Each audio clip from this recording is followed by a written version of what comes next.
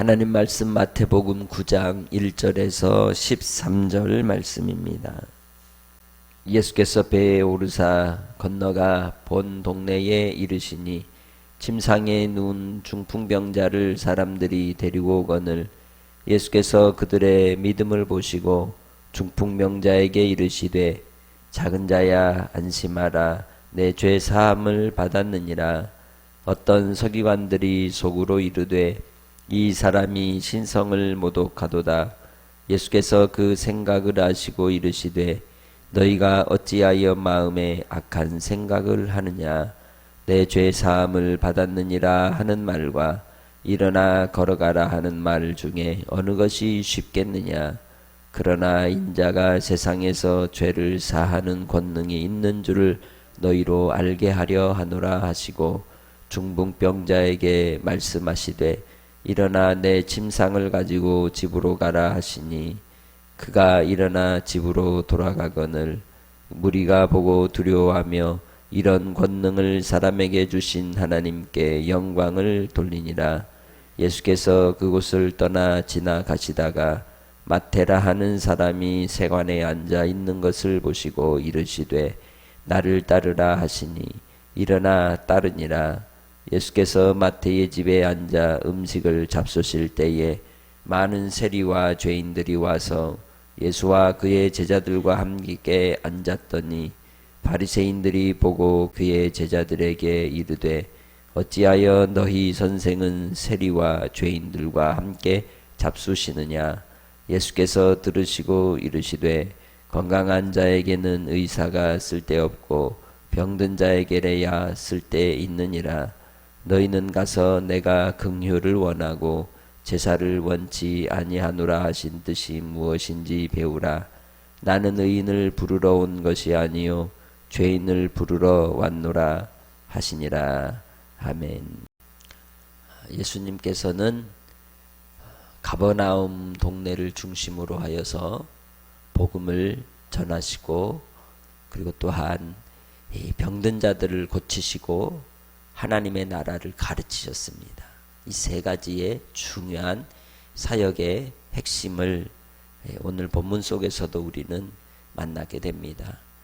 마태복음에 나오는 천국에 대한 비유의 말씀들과 또 그 만남 속에서 이루시는 많은 말씀의 가르치심 가운데 오늘 우리에게도 한날의 삶이 우리의 입술의 언어가 주님을 닮은 언어가 되고 또 예수 그리스도께서 이루신 그 사역의 중심에서 우리가 쓰임받기를 간절히 소망합니다.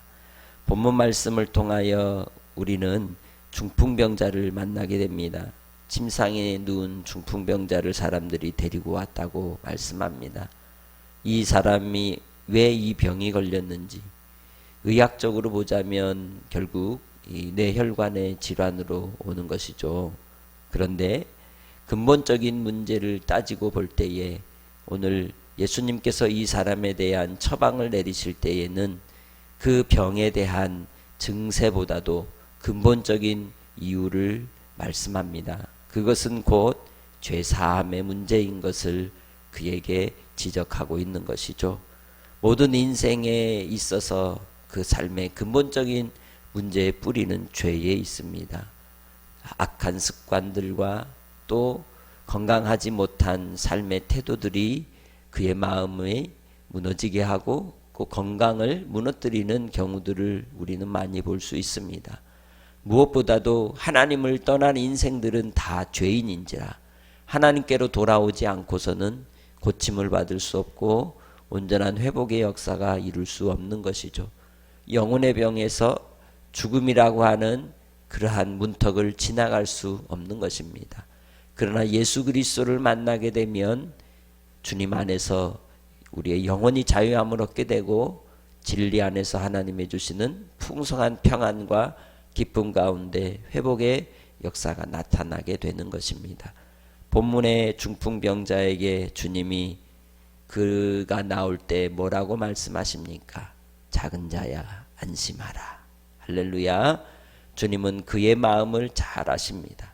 불안하여하고 두려워하고 사람들로부터 자기의 수치스러운 모습, 자존심이 무너진 모습 가운데 구경거리가 되는 그러한 상황이 이제 닥치는 그러한 현장이지만 그에게 주시는 주님의 위로는 안심하라.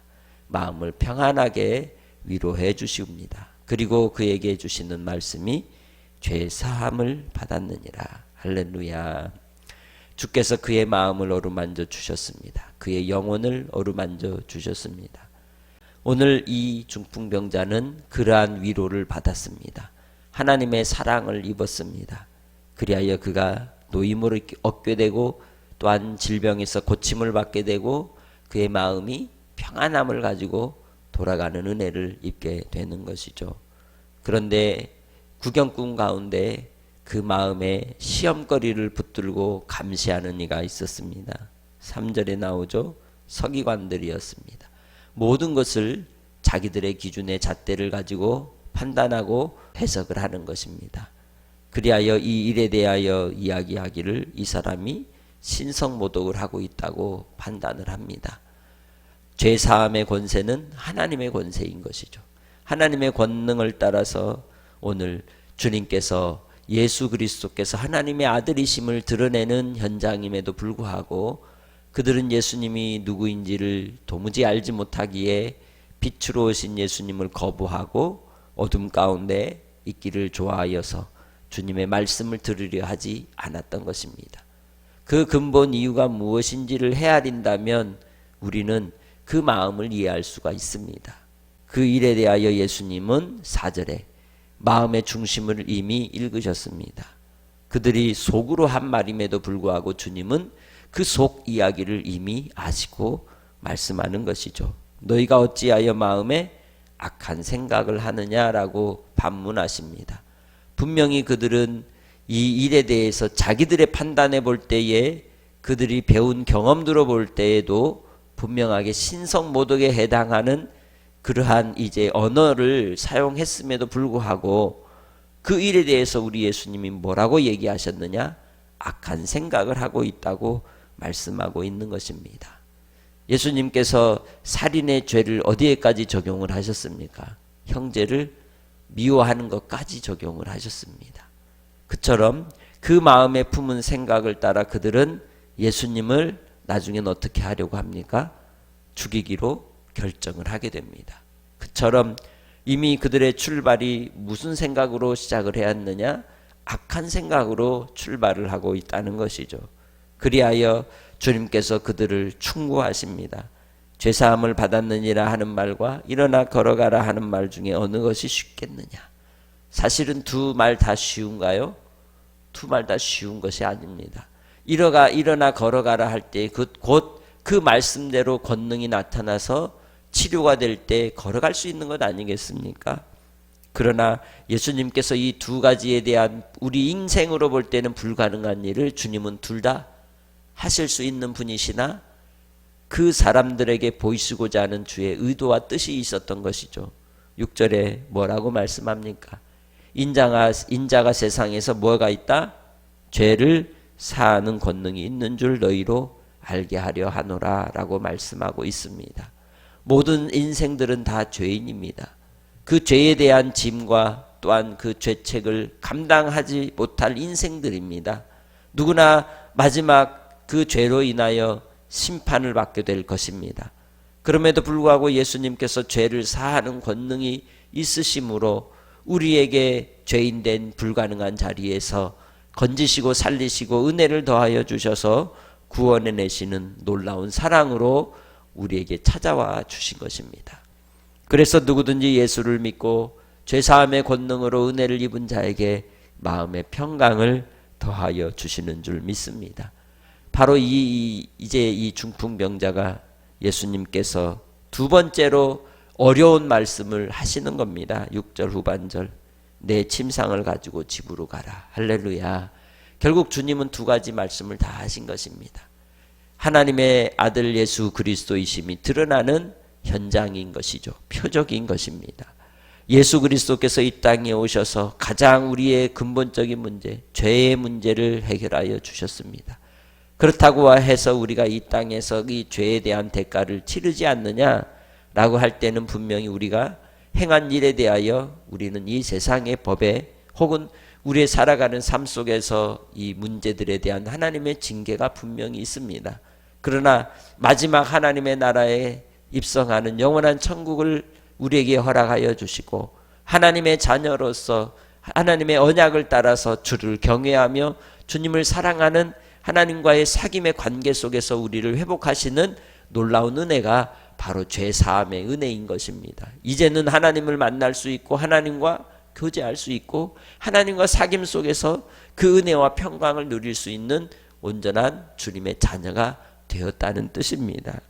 그리하여 이 사람에게 베푸시는 하나님의 그 자유하는 은혜를 따라서 사람들이 뭐라고 예수님께 대하여 말씀합니까? 8절에 주님을 두려워하였다고 말합니다. 그리고 또한 그들이 이 권능을 주신 하나님 앞에 영광을 올리며 기뻐하였다는 것이죠. 하나님께서 베푸시는 일들은 기쁨을 나누는 일들입니다. 주님의 은혜를 나누는 일들입니다. 예수 그리스도께서 우리를 위하여 베푸신 그 한량없는 은혜를 따라 우리가 이 땅에서 우리의 마음의 중심에서 우리의 입술이 경솔히 판단하고 경솔히 헤아리고 정죄함으로 악한 생각이 우리 안에 들어오지 않도록 항상 깨어 하나님의 자녀로서의 삶을 선하게 살아가는 복된 성도들이 되시기를 주의 이름으로 축복합니다.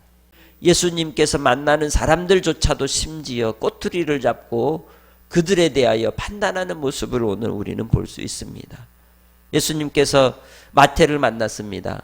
예수님이 그를 보시고 부르십니다. 나를 따르라. 그런데 마태는 세리였습니다. 세리는 곧 죄인 취급을 받은 사람입니다. 매국노 취급을 받았습니다. 지금으로 말하자면 일제 앞잡이와 같은 위치에 있는 자들이죠. 그러나 하나님은 그를 그 앞잡이의 위치에서 보지 않으셨습니다. 다만 그는 구원받을 영혼으로 보셨던 것입니다. 하나님께서 이 마태를 부르셔서 그를 따르라 하시고 그가 예수님을 초대할 때에 그의 마태의 집에서 식사하시는 중에 이 마태의 친구들은 또 누굴까요? 세리와 죄인들인 것이죠. 그리하여 예수님이 세리와 죄인들과 제자들이 함께 있는 것을 보고는 이 바리새인들이 11절에 뭐라고 그들이 말합니까? 너희 선생은 세리와 죄인들과 함께 왜 있냐는 것이죠. 이상하다는 겁니다. 그 만나는 사람의 모습을 보고 예수님에 대하여 이미 악한 생각을 가졌던 겁니다. 우리는 체면 때문에 사람들을 만나기를 꺼려하고 조심스러워할 경우도 있습니다. 그러나 우리 주님은 죄인들조차도 만나기를 두려워하지 않으셨습니다. 같이 부정한 자로 취급을 받을지라도 같이 죄인으로 취급을 받을지라도 오해를 또 누명을 씌운다 할지라도 그 자리를 피하지 않으셨습니다. 왜냐하면 죄인을 구원하시려 오셨기 때문입니다. 하나님이 보실 때 진정한 죄인은 악한 생각을 가지고 하나님께 대하여 또 사람을 정죄하며 판단하는 이들이라고 말할 수 있습니다. 그때 예수님께서 12절로 13절에 말씀하시기를 건강한 자에게는 의사가 쓸데없고 병든 자에게래야 쓸데있느니라 말씀합니다. 자기가 건강하다고 생각하면 병이 들어있어도 병원에 가지 않습니다. 그러나 질병에 대한 이 자각하는 자가 의사를 찾아가는 것입니다. 예수님께서 오셨을 때에 병든 자임을 알고 죄인임을 알고 찾아오는 자들에게 주는 손을 내밀어 긍휼을 베푸시고 또한 인자를 베풀어 주시는 줄 믿습니다. 그래서 주님께서 우리에게 베푸시는 그 한량없는 은혜를 오늘 나타내 주시는 것입니다. 호세아 6장 6절 말씀을 통하여 우리에게 주시는 그 위로와 권고는 곧 예수 그리스도께서 죄사함의 권세로 우리를 찾아와 주셨고 긍휼과 또한 하나님께서 인자와 자비를 베풀어 주시는 분이심을 이야기하고 있는 것입니다. 오늘 하루도 주님 안에서 우리가 예수님을 믿는 하나님의 자녀로서 예수님을 따라가는 제자로서 이 마음을 놓치지 마시기 바랍니다. 긍휼입니다. 자비의 마음입니다. 주께서 이 죄인된 나를 사랑하시고 찾아와 주시고 나를 구원해 주신 그 사랑을 따라 이웃을 사랑하고 형제를 사랑하고 긍휼로 돌아볼 수 있는 믿음의 권속들이 되시기를 주의 이름으로 축복합니다. 하나님 아버지, 오늘도 죄인된 우리를 구원하시기 위해 찾아와 주시고 손을 내밀어 생명의 말씀으로, 영생의 말씀으로 구원하여 주시니 감사합니다. 예수 그리스도께서 우리를 위해 제사함의 권능을 허락하사 죄인된 우리를 구원하여 주신 아버지 하나님 앞에 항상 우리는 부족하고 부끄러운 인생이지만 예수로 말미암아 아버지 앞에 나아가오니 오늘도 주님과의 기쁜 은혜의 사귐 속에서 안심하게 하시고 평강을 더하시고 죄사함의 은혜를 허락하시고 치료의 역사로 주여 함께하여 주옵소서. 오늘도 주님 앞에 간구하는 주님 기도를 들으시고 주님과의 교제 속에서 하나님이 주시는 은혜의 응답으로 동행하게 해 주시기를 원하오며 예수님의 이름으로 기도합니다. 아멘.